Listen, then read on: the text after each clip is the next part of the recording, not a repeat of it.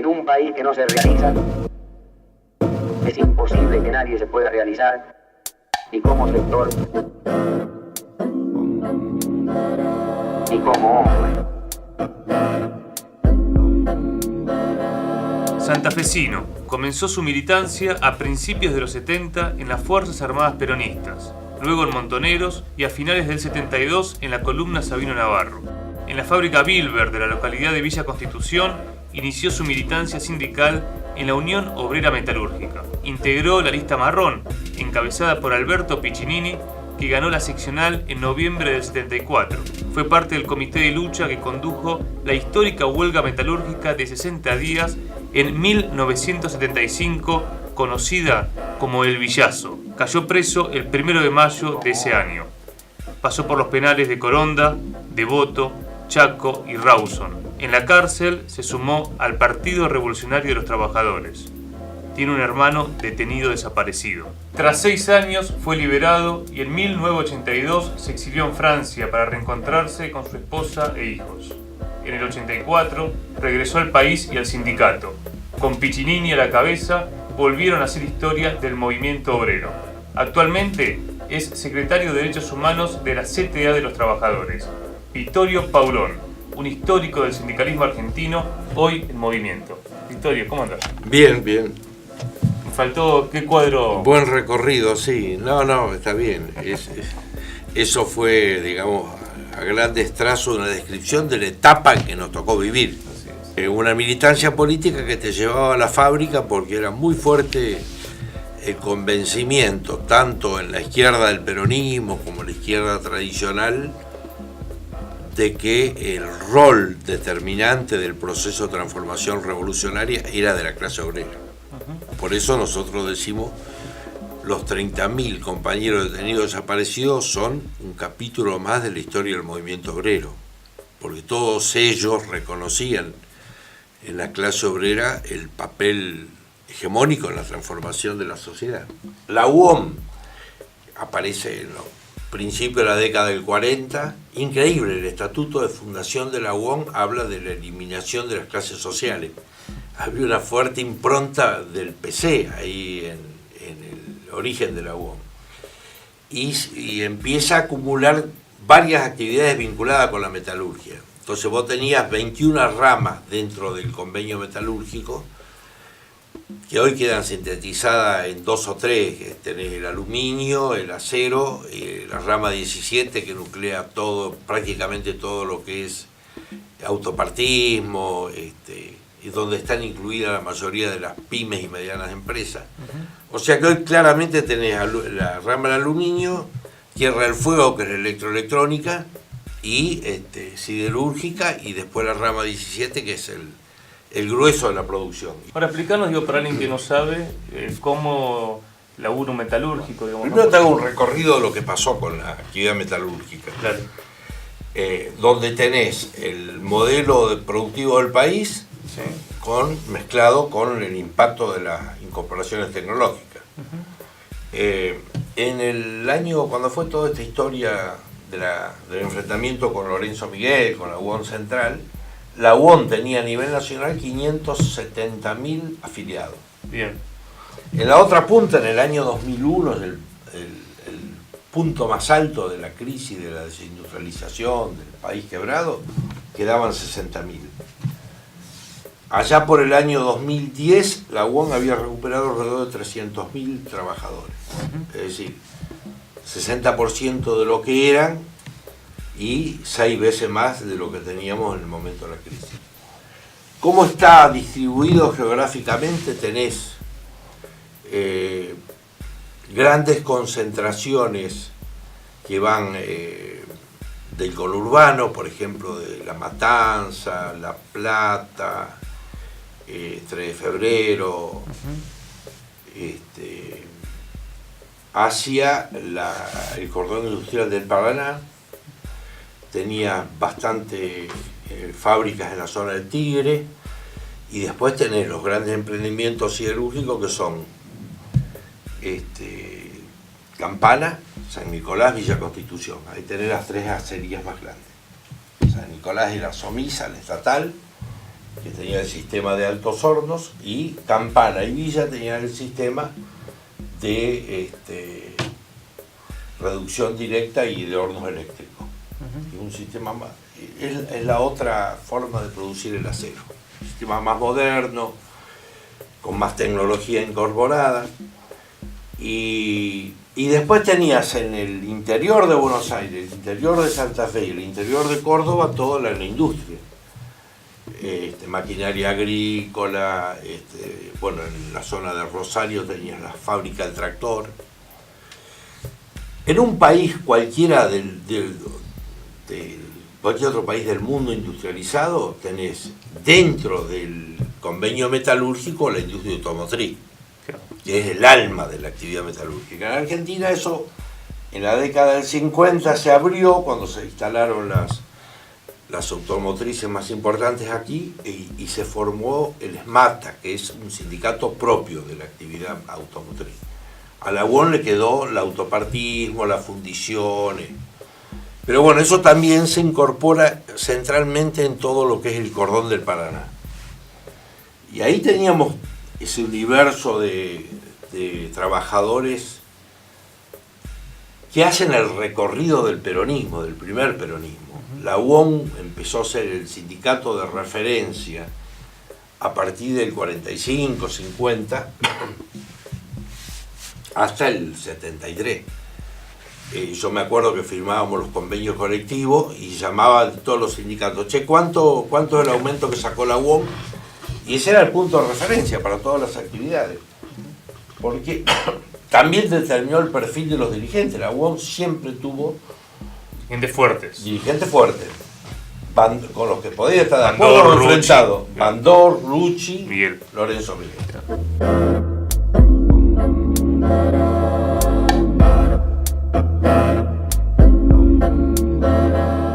Bueno, Vittorio, contanos del hecho histórico del Villazo, del que fuiste parte. Bueno, el Villazo tiene dos partes. La primera es la salida de la dictadura militar, la normalización de la UOM, y la segunda es la toma de fábrica, y la tercera es la represión del año 75. Lo que tuvo el Villazo fueron dos cosas. Desde el punto de vista de lo que fue el sindicalismo clasista, combativo, de fines de los años 60, principios de los 70, fue tal vez el último eslabón. Villa es una especie de brote tardío, porque empieza en el año 74. Y lo que es dentro de la UOM es el primer grito de rebeldía a un modelo sindical verticalista, intervencionista, muy autoritario. Fue una experiencia por la democracia sindical. Para entender lo que pasó en la Sindar hay que partir del año 70, que hay una huelga en la Sindar, una de las tantas huelgas que la empresa en general aprovechaba para echar a los faltadores, a los accidentados, a los activistas. Y ahí apareció en la comisión interna un compañero que era militante de vanguardia comunista, el gringo Sacristani, que empezó con la comisión interna, con la que eran 7 compañeros, empezó a discutir una estrategia diferente. Entonces, cuando la intervención en el sindicato, porque en esa época eran más los años de intervenciones que de autoridades electas en Villa, manda a levantar la huelga, ellos no la levantan, siguen con las reivindicaciones planteadas y siguen luchando, y terminan todos en la jefatura de policía, donde bajo la amenaza de llevarlos a Rawson los hacen renunciar a todo, le pagan 3 veces la indemnización y derrotan la huelga. El compañero que era militante, que se quedó solo, tuvo que aceptar las condiciones, agarró la indemnización, se la dio al partido y siguió militando, organizando en Villa. Y aparece Piccinini como un delegado que surge en ese momento, levantando el bajón que produjo la derrota, porque es esta historia es siempre la misma, los dirigentes nos llevan a la lucha, pero después negocian y se van con un paquete de plata, bueno, todo eso que era muy habitual. Y ahí hay un proceso semiclandestino de una agrupación que se llamaba el GODA, Grupo Obrero del Acero, que empieza a ganar, a recuperar cuerpos de delegados, recuperar sección por sección, delegados de turno, hasta que logran un núcleo importante. Y ahí van por la comisión interna. La comisión interna se elegía en congreso delegado, en junta delegado por fábrica, a propuesta de lista completa. Entonces se hace la junta de delegados, nominan 7 compañeros y normalmente la gente levantaba la mano. Ahí se habían preparado y cuando dan los 7 nombres, se para otro compañero y propone otros 7. Votan y ganan. Cuando ganan, el interventor levanta el teléfono, llama a la UON Central y dice, bueno, eligieron 7 bolches en Asindar. Y a partir de ese momento esa fue la caracterización de la comisión interna. Y como tal la trataron, los bolches que habían ganado Asindar. Llamó a la UOM Nacional que dirigía Lorenzo Miguel. Claro, sí, sí. Y entonces, bueno, empieza un proceso parecido en Mecon y en Marathon, que era la tercera fábrica importante, que era del grupo Asindar, una planta de acero fino y especiales. Trabajaban alrededor de 3.000 trabajadores. Y se recuperan las 3 comisiones internas. Bueno, salimos de la dictadura en marzo del 74. Para marzo del 74 la UOM Nacional estaba convocando elecciones en todas las seccionales del país para normalizar la organización después de la dictadura. La convocan en todas las seccionales, menos en Villa Constitución porque no estaban dadas las condiciones. Con ese nivel de torpeza política encaran el proceso. Mandan un interventor nuevo, el interventor nuevo se presenta en Asindar, va a hablar con la fábrica, no pasa por la comisión interna. Los compañeros lo esperan a la salida, se arma una discusión muy fuerte. Les reprochan eso de que va solo, porque es práctica, cuando va un directivo a hablar con la empresa, pasás por la comisión interna y van todos juntos. Y en respuesta a eso, al día siguiente la UOM manda el telegrama de expulsión a 12 delegados, con Piccinini a la cabeza, los compañeros más destacados, los expulsan de la UOM. Entonces ellos piden una reunión con lo que sería hoy Recursos Humanos de la empresa, el famoso Caballo Aznare, y le dice, mire, acá hay un problema interno de la organización nuestra, nosotros le pedimos a la empresa que no se meta, nosotros lo vamos a solucionar. Y Asindar le contesta a través de este tipo, a los que la UOM expulse, Asindar los despide. Y ahí nos acordamos de un viejo dicho de Bandor, de que decía, el que molesta en la fábrica, molesta en el sindicato. Y esto fue al revés, el que molestaba en el sindicato terminó molestando en la fábrica. Entonces, ante esa respuesta hacen una asamblea y la gente decide tomar la fábrica. Van inmediatamente ocupan todo el perímetro de la fábrica y Acevedo, que en ese momento estaba ahí en la planta de Villa Constitución, alcanza a llegar a la pista de aterrizaje que estaba dentro del predio de Asindar y se va en el avión. Pero quedan, todos los gerentes. Había una oficina en un subsuelo, que todavía sigue existiendo, donde funcionaba parte de la administración, los meten a todos ahí adentro, los rodean con tambores de 200 litros para que decían, nunca se supo si tenían combustible o agua, pero le decían que si la policía entraba le prendían fuego a todo. Y en esas condiciones se inició la negociación, pero ya era marzo del 74, o sea que empezaron amenazas de la AAA, comunicado en Radio San Nicolás, llamando a los trabajadores a levantar las medidas y a los dirigentes tratándolo de zurdo, todo el discurso de la época. Al final, después de 8 días de toma, se llega a un principio de acuerdo en el Ministerio de Trabajo, que después la UOM incumple y se vuelve a tomar la fábrica, pero al día siguiente se normaliza, donde sale elecciones a 180 días y una comisión normalizadora integrada por representantes de la UOM y de la Asamblea. Entonces ahí la UOM designa 3 o 4 colaboradores que después terminan siendo con una lista propia, y empieza el proceso que culmina en noviembre del 74 con las elecciones donde la lista marrón gana por el 63% de los votos, un triunfo muy significativo. En el momento en que se normaliza, que se hace la asamblea, se aprueba el acuerdo de elección a 180 días, salen manifestación al centro de la ciudad, que estaba a 3-4 kilómetros, una marcha desde la fábrica que junta en la plaza central de Villa alrededor de 15.000 personas. Villa en ese momento tenía 30.000 habitantes, era una cosa realmente muy, muy impactante. Esa foto se llamó el Villazo. Después se le llamó, algunos le llamaron el Villazo a la represión, pero realmente el Villazo como expresión del triunfo de la huelga obrera fue esa marcha que se hizo después de llegar al acuerdo.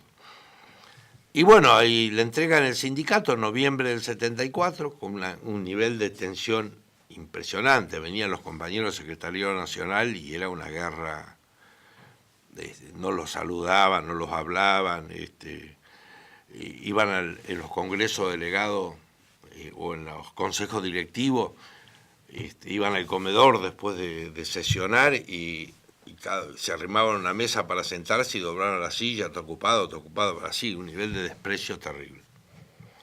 Y el 20 de marzo deciden, con el gobierno nacional, decreto que firma Estela Martínez, Rocamora y Otero, que era el ministro de Trabajo, Rocamora el ministro del Interior, la intervención a la seccional Villa Constitución para contrarrestar un complot subversivo que apuntaba a paralizar todo el cordón industrial. Y designan interventor a Simón de Iriondo, que era un abogado que ya lo habían utilizado en las intervenciones en Córdoba, Luz y Fuerza, Esmata, a la Federación Gráfica Bonaerense, que era un peso pesado de ello. Y llega a Villa, bueno, larga un auto con los parlantes llamando a los delegados a un congreso delegado para normalizar la seccional y combatir la víbora roja del Paraná, esos términos utilizados. Cortar la cabeza a la víbora roja del Paraná. Y bueno, no logra ningún éxito, no va nadie. Y los primeros días hubo huelga de brazos caídos dentro de fábrica, después desalojan. Y seguimos la huelga afuera, organizándola barrio por barrio, localidad por localidad, porque había trabajadores, el grueso de Villa, pero había de todos los pueblos alrededor, San Nicolás, Empalme, Arroyo Seco, Figuera, hasta Rosario. Entonces se organizan una especie de comité, el comité de lucha empieza a organizar comités locales donde se hacía la distribución de los víveres y la información. O sea que nosotros a los primeros días hacíamos el recorrido de los colectivos que iban a la fábrica, a las 9 de la mañana, pasábamos por cada una de las paradas y nos juntábamos ahí con los compañeros. Hasta que empezamos el 16 de abril a hacer la primera marcha, que logramos juntar 3.000 compañeros en la plaza de Villa Constitución, donde se decidió, se reafirmó seguir con la huelga, y se convocó una gran marcha para el 22 de abril. En el 16 no hubo represión porque la policía se confundió, porque un sector del Comité de Lucha había anunciado que se suspendía la huelga, porque había diferencias políticas internas. Y entonces, el 22, que iba a ser una marcha de alrededor de 7.000 a 8.000 personas, nos espera la Gendarmería, los Pumas, que es la Policía Rural de Santa Fe, la policía local, y antes de que llegáramos a las plazas se desató una represión feroz. Ahí queda un compañero parapléjico, le estalló una granada de gas, muere 3-4 días después, otro compañero herido. Y bueno, y esa noche a los compañeros que eran miembros de comisión directiva, los trasladan a la cárcel de Rawson, de Coronda a la cárcel de Rawson. Y bueno, la huelga se empieza a poner cada vez más complicada, pero no obstante dura 2 meses. Yo fui detenido a los 40 días de huelga, junto con otro compañero que era delegado de Hacienda, y salí 6 años y medio después. El otro compañero salió en el año 79, pues estaba mal de salud, tenía una operación, y fue exiliado a Noruega, de donde volvió a los 7, 8 años, jubilado ya como metalúrgico.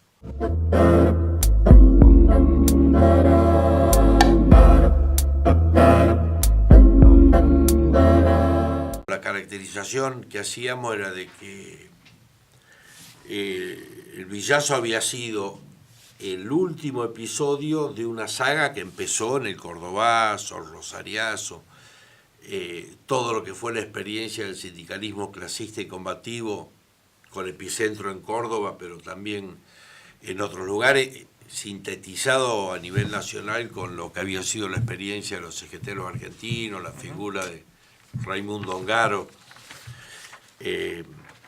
bueno, lo que era Tosco en Córdoba, Atilio López, es decir, una referencia de nombres que la mayoría de ellos terminaron muertos, asesinados por la predictadura y por la dictadura militar, por la AAA y por la dictadura militar.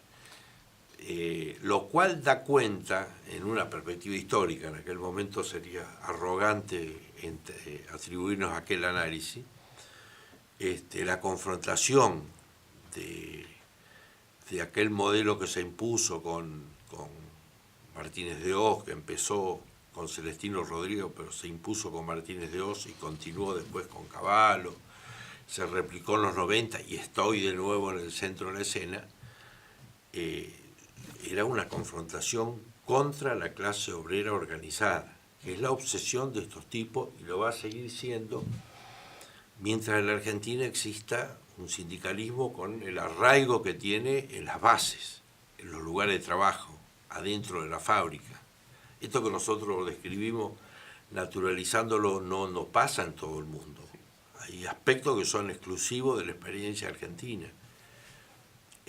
Por eso, claramente con estos anuncios en jerigosa que está haciendo el gobierno de la reforma laboral, de vuelta aparece esta cuestión de destruir la esencia del sindicalismo, destruir el convenio colectivo por actividad, llevar a la negociación por fábrica, si se puede, y terminar con eso que durante 60, 70 años en la Argentina determinó el desarrollo del mercado interno, la industria para el consumo, el surgimiento de aquella clase obrera del 45, y que no la pudieron tomar. O sea, pasaron todas las experiencias, desde los bombardeos de la Plaza de Mayo hasta los campos de concentración, y sin embargo no pudieron destruir esa clase obrera.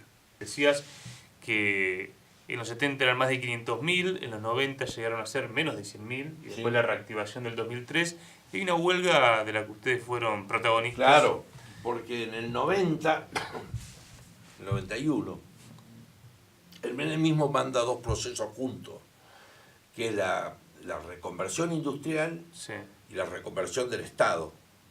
O sea, todas las privatizaciones de las empresas estatales de servicio y la reconversión de las grandes empresas, que en síntesis era más o menos la reducción del 30% de las plantillas para que a la vuelta de un año, 2 años, hacer la misma producción que antes con un 30% menos de mano de obra. Flexibilizar, ¿no? Flexibilizar y aumentar la productividad.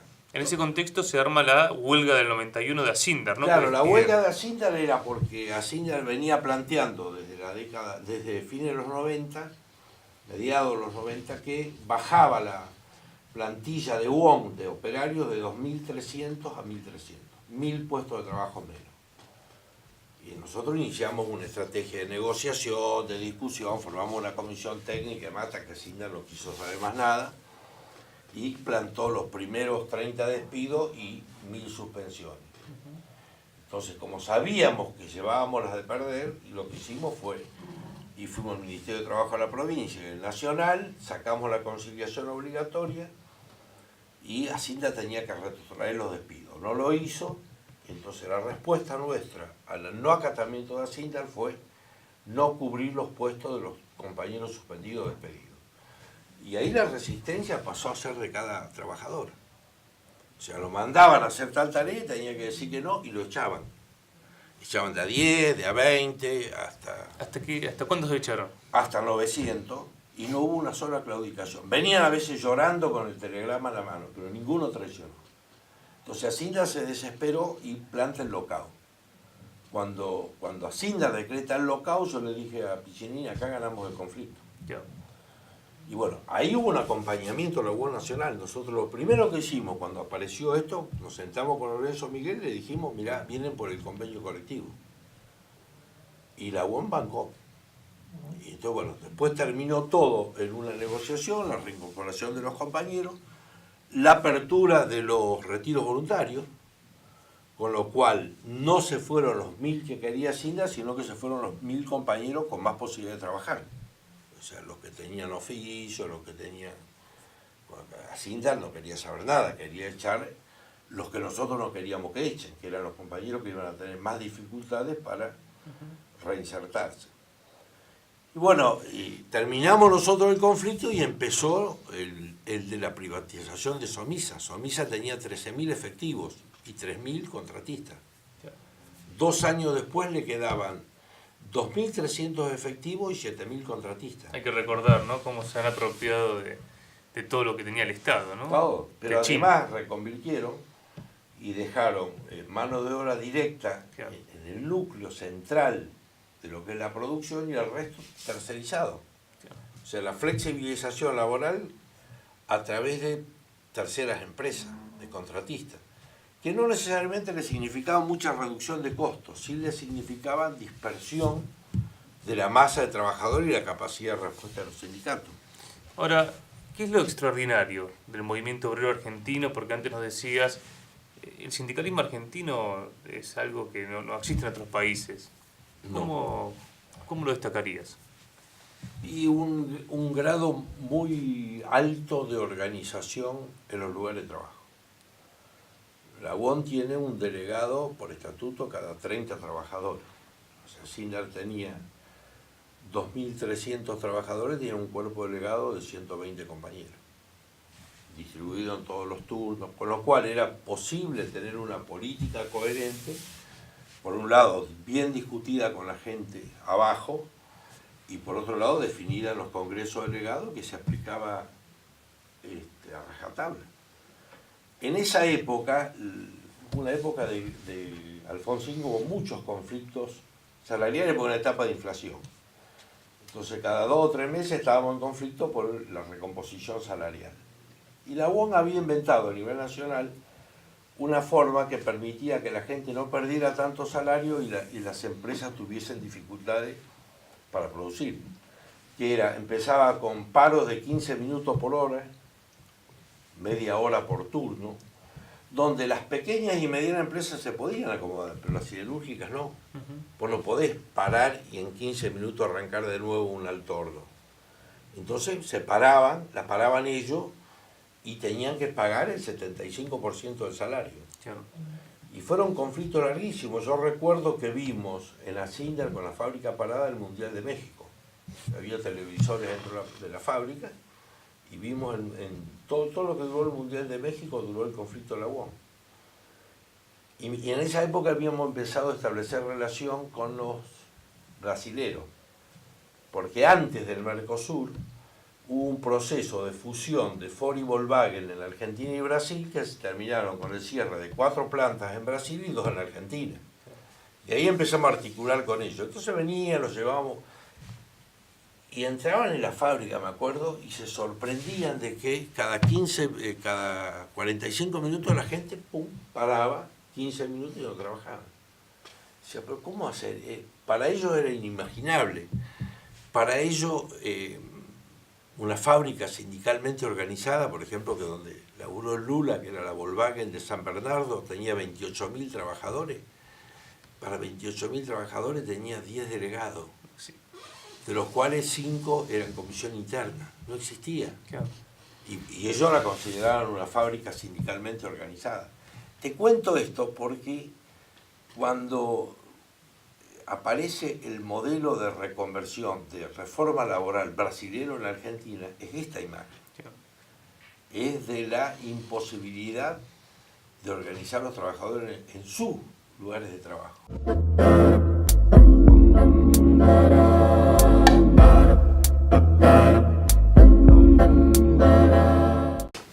Lo que se viene, ¿cómo ves a la clase obrera actualmente? Yo veo un periodo de transición. Hoy tenemos, etariamente hablando, tenemos más de la mitad de los trabajadores activos ingresados al mundo del trabajo después del 2003, o sea, trabajadores del siglo XXI.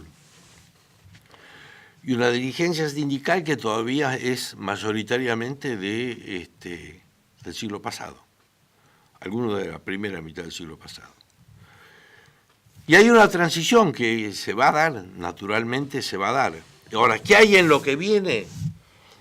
Hay una muy importante conciencia sindical. Los jóvenes laburantes tienden a sindicalizarse, tienden a valorar su convenio colectivo, a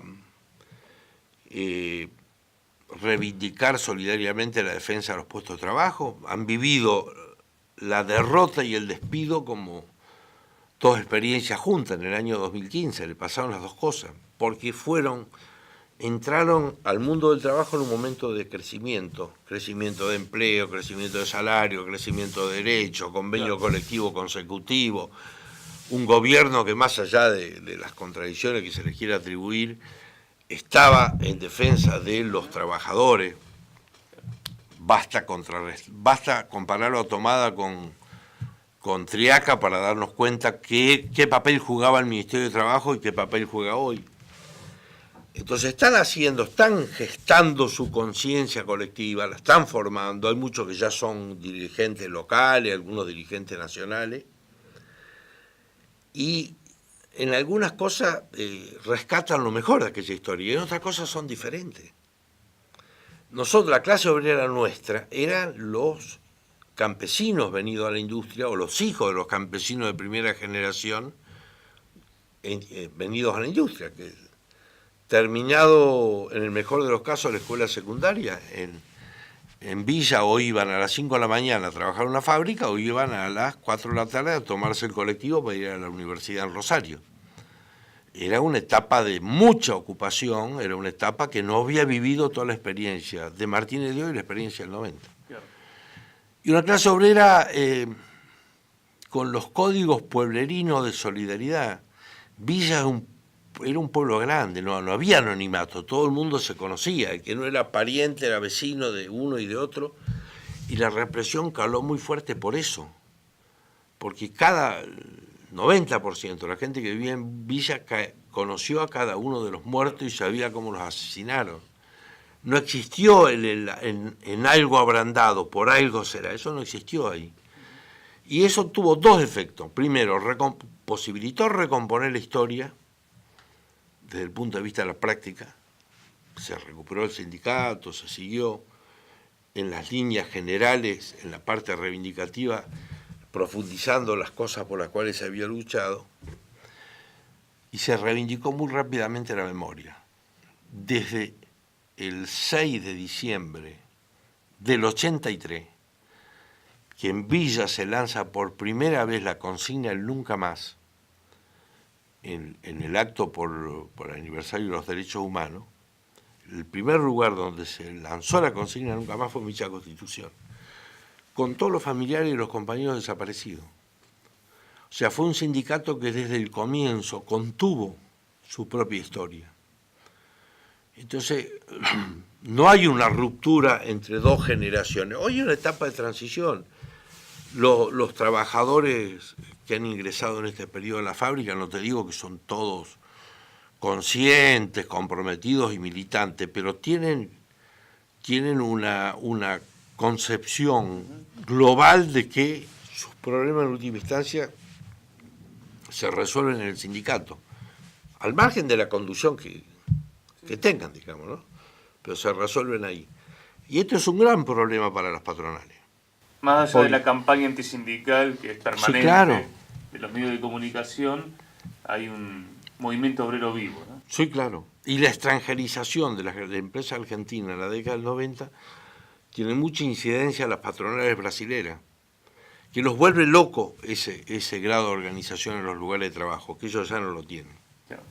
Entonces, por último, un mensaje para algún compañero o una compañera joven que, ¿por qué sindicalizarse? ¿Por qué es importante activar gremialmente?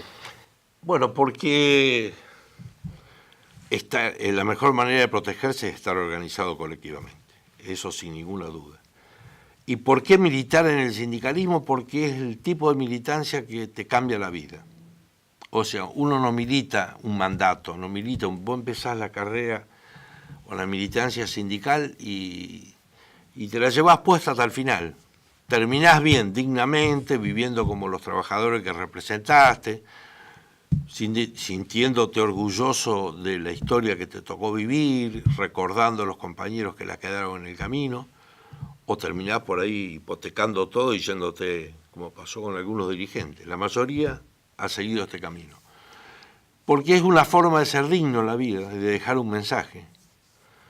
Porque la igualdad o la lucha por la igualdad entre los trabajadores implica necesariamente la actividad sindical como igualadora, porque en el único lugar donde puede haber solidaridad de clase es cuando los trabajadores que mejores convenios tienen son capaces de resignar algo en favor de los que están tercerizados, precarizados, y porque es donde uno aprende a luchar, que la lucha de clase no es el reflejo del humor con el que te levantaste, es una construcción colectiva que pasa todos los días por ponerle límite al abuso. El capital tiende naturalmente a avanzar sobre los derechos de los trabajadores, tiende a abusar. Bueno, si vos lo dejás librado a lo que se llama las reglas del mercado, el capital te lleva a estado de semiesclavitud.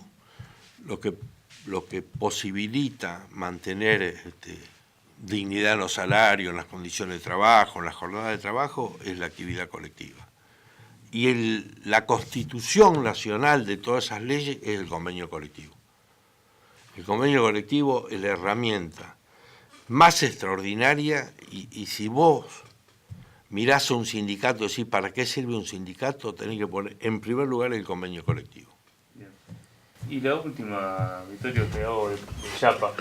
¿Alguna anécdota, digamos, que tengas como para pensar la actividad del delegado, del activista sindical, ¿no? Digo, de cómo también uno hace la actividad en una fábrica, ¿no? Porque no es que uno, en una universidad, ¿no? Un militante está a viva voz planteando, un delegado tiene que saber cuándo meter la discusión, ¿no? Encontrar el hueco quizá y la forma de tener conciencia.